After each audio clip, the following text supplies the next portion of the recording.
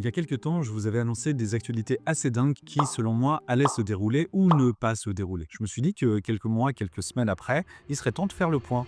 Un petit débrief. Par exemple, je vous ai annoncé il y a peu de temps que la ministre des Affaires publiques en Albanie était désormais une IA. Pour les détails, je vous renvoie évidemment à ma précédente vidéo. Mais elle annonce aujourd'hui, d'ailleurs c'est le premier ministre albanais qui annonce, qu'elle a 83 enfants désormais. She's expecting 83 kids. Each kid for one member of our parliament. Eux aussi conçus par IA évidemment. En fait, c'est un enfant par député albanais. Chaque député aura donc son propre enfant IA qui lui servira d'assistant parlementaire.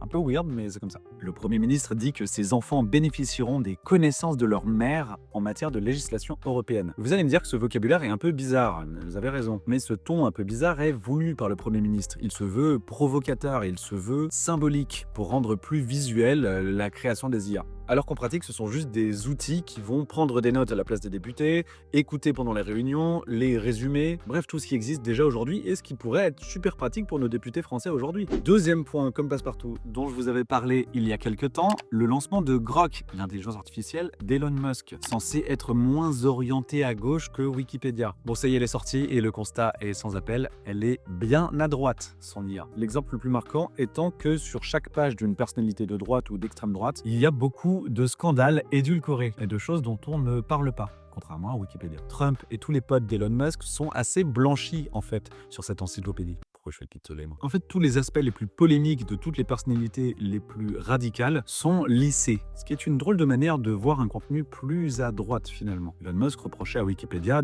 d'être inclusif, d'être trop à gauche, trop wokiste. Peut-être que tout ça, c'est du bullshit, Elon, en fait, et que t'aimes pas juste les choses qui vont pas dans ton sens. En fait, ce que je trouve le plus ridicule dans cette histoire, c'est que Grokipédia est composé majoritairement du contenu de Wikipédia, que Elon Musk aurait transformé à sa convenance, selon des algorithmes selon lui, mais selon son cerveau pour la plupart des infos apparemment. Grokipédia, c'est littéralement Elon Musk qui a pris le dictionnaire et qui a rayé et raturé les mots qui ne lui plaisaient pas, en changeant la définition, et en affirmant que c'était mieux et plus inclusif que Wikipédia. Pour info, le processus de vérification est complètement opaque. Les utilisateurs ne peuvent pas modifier les informations si elles sont fausses sur Grokipédia. Non, ça c'est le dieu Elon qui pourra le faire uniquement. Et peut-être Trump un peu aussi. Si le format vous a plu, on fera d'autres follow-up des actualités dont je vous ai parlé précédemment et qui ont peut-être évolué aujourd'hui. Le monde bouge à une vitesse folle, faut pas rester sur la touche. Je m'appelle Simon, je t'aide à mieux comprendre les nouvelles technologies et l'IA pour simplifier ta vie. Alors si ça t'intéresse, n'hésite pas à me suivre, on a plein de choses à se dire.